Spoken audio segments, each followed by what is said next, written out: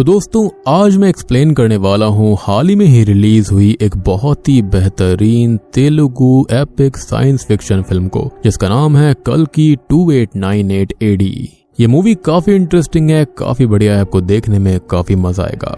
और मैं यहाँ पर इंट्रो में ज्यादा समय नहीं लूंगा, आपको ऑलरेडी पता है कि इस मूवी के अंदर कौन कौन है, ये किसने बनाई है या फिर क्या। मूवी काफी बड़ी हिट होने वाली है, उम्मीद करता हूँ कि आपको भी पसंद आएगी। और दोस्तों हाल ही में ही मेरा एक पॉडकास्ट रिलीज हुआ है, अगर आपने रियल एक्सपीरियंसेस रियल हॉरर को नहीं देखा है तो जाकर देख लेना, उसका लिंक आपको नीचे डिस्क्रिप्शन में पिन कमेंट में मिलेगा। साथ ही साथ फोबिया नाम की एक फिल्म को एक्सप्लेन किया है, वो भी बहुत ही बेहतरीन है, उसको भी देख लेना, उसका भी लिंक नीचे ही मिलेगा। और अगर आप चैनल के ऊपर पहली बार आए हैं तो वीडियो को लाइक कर देना, चैनल के ऊपर नए हैं तो सब्सक्राइब कर लीजिए, क्योंकि ऐसी ही इंटरेस्टिंग वीडियोस यहाँ पर आती रहती हैं। तो चलिए अब बिना किसी देरी के चलते हैं सीधा वीडियो की तरफ।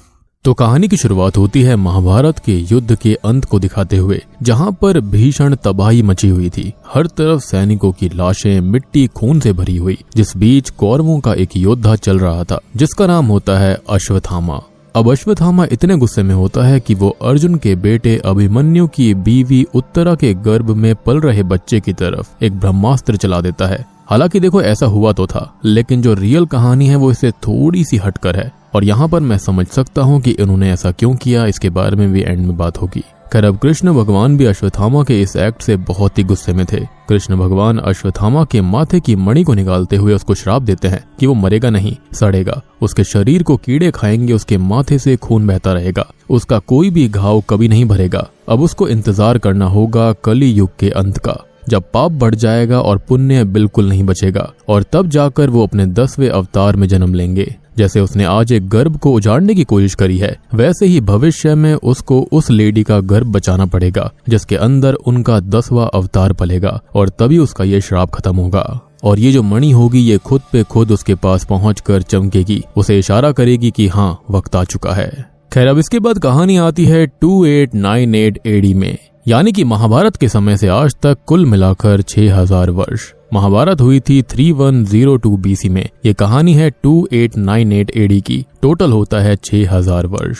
खैर अब हम एक ऐसी धरती को देख पाते हैं जहां पर सब कुछ तबाह हो चुका है, हर तरफ सूखा पड़ा हुआ है, कुछ भी नहीं बचा हुआ सिवाय दुनिया के सबसे पहले और आखिरी शहर काशी को छोड़कर। अब यहाँ पर राज चलता है तो बस सुप्रीम रूलर यास्किन का, या फिर ये कहें कि कली का। अब यहाँ पर एक मेगा स्ट्रक्चर बनाया गया है जिसको कॉम्प्लेक्स बोला जाता है, जो कि एक असल में उल्टा पिरामिड है। कॉम्प्लेक्स के बाहर के कमांडर का नाम है मानव, जो कि यास्किन का प्यादा है। और ये जो वक्त है ना, एक ऐसा वक्त है जहाँ पर इंसानियत खत्म है, पीने को पानी नहीं है, खाने को खाना नहीं है। लेकिन एक बात है कि टेक्नोलॉजी बहुत ही ज्यादा एडवांस है, मतलब फ्लाइंग कार्स, ग्रेविटी को मात देने वाले डिवाइसेस, रोबोट्स और बहुत कुछ है। मतलब अभी के वक्त में जो कुछ भी आप इम्पॉसिबल सोचते हो वो इस वक्त में बिल्कुल पॉसिबल है। इसी कॉम्प्लेक्स के अंदर ढेर सारे अमीर लोग रहते हैं, उनको सारी फैसिलिटीज मिलती हैं, और बाकी जो बेचारे गरीब लोग हैं उनको यहाँ वहाँ से इस जगह पर काम पर लगाया जाता है। यहाँ पर कुछ बाउंटी हंटर्स भी हैं जो कि कुछ पॉइंट्स इकट्ठा करते हैं, और अगर किसी के पास 1 मिलियन पॉइंट्स हो तो वो कॉम्प्लेक्स में एंटर कर सकते हैं। पॉइंट्स को आप न्यू एज का पैसा मान सकते हो।